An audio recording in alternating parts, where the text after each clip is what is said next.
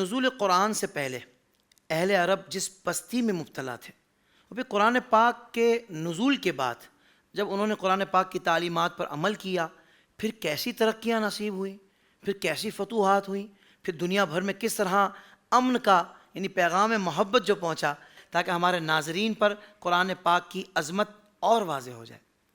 ماشاءاللہ حافظ صاحب، آپ کا سوال بہت اچھا ہے۔ یہ قرآن مکمل ضابطۂ حیات ہے، اگر اس کو سمجھنا ہے تو یہ پہلو سمجھنا بہت ضروری ہے۔ واہ جی واہ، سبحان اللہ۔ جہاں تک اہل عرب کا تعلق نزول قرآن سے پہلے کا ہے، تو اگر میں صرف یہ جملہ بولوں کہ وہ تاریکیوں کی بھی دلدل میں پھنسے ہوئے تھے اور ان کو پتہ ہی نہیں تھا کہ نور حقیقت ہے کیا، تو یہ بات بالکل سچی ہے۔ قرآن مجید برہان رشید نے اپنے نور کے ساتھ ان کو زمانے کے اندر وہ مقام عطا کیا کہ آج جب ان کا نام آتا ہے تو کئیوں کی گردنیں ادب سے جھک جاتی ہیں۔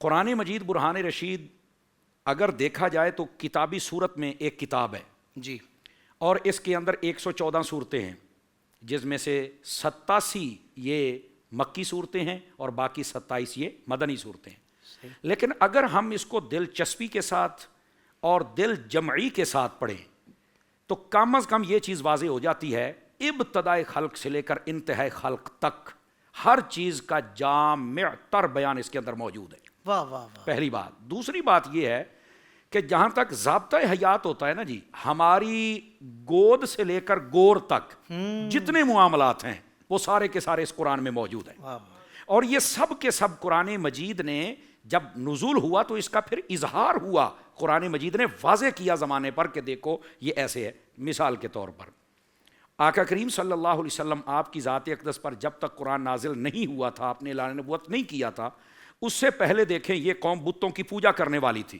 قرآن مجید آیا، اس نے آ کے اعلان کر دیا الہکم الہ واحد، تمہارا ایک رب ہے، فاسجدوا للہ، اپنے صرف رب کو سجدہ کرنا ہے، تم کسی اور کو نہیں کر سکتے۔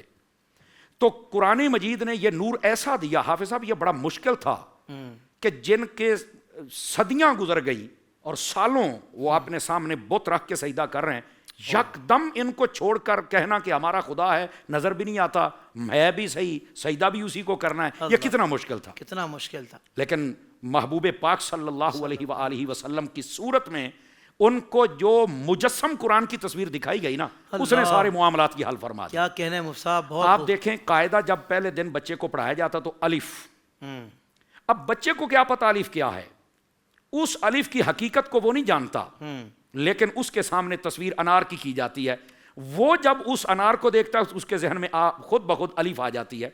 اسی طرح رب تبارک و تعالیٰ نے جب اپنا تعارف دنیا والوں کو کرایا تو اب طلب تو ہوتی ہے کہ اتنا سونا رب ہے، دیکھیں کیسے؟ فرمایا بس تم نے ماننا ہے، اگر تمہیں دیکھنے کی طلب ہو تو تصویر مصطفیٰ کو دیکھو۔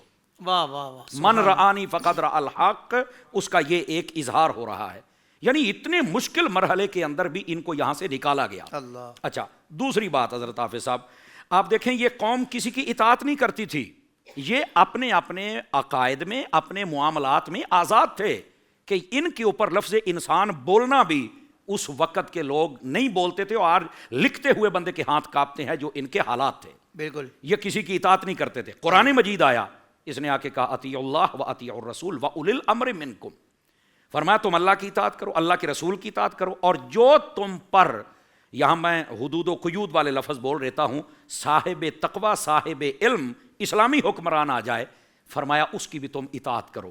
اور یہاں تک کہ محبوب پاک علیہ السلام نے، آپ قرآن ناطق ہے نا، بولتی تصویر ہے، بولتی تفسیر ہے قرآن مجید کی، فرمایا اگر ناک کٹا یا کان کٹا، کالے رنگ کا حبشی تمہارے اوپر حاکم بنا دیا جائے تو اس کی اطاعت بھی ضروری ہے۔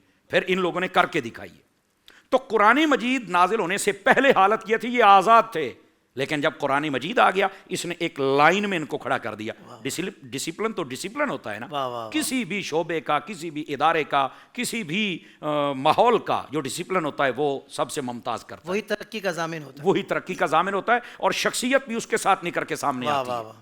اچھا یہ دوسری بات۔ اب تیسری بات یہ تھی، وہ شراب اور جوا یہ عام تھا ان کے اندر، اور اس کے ساتھ وہ بتوں کے نام پر بڑی عجیب و غریب رسمیں پھیلاتے تھے۔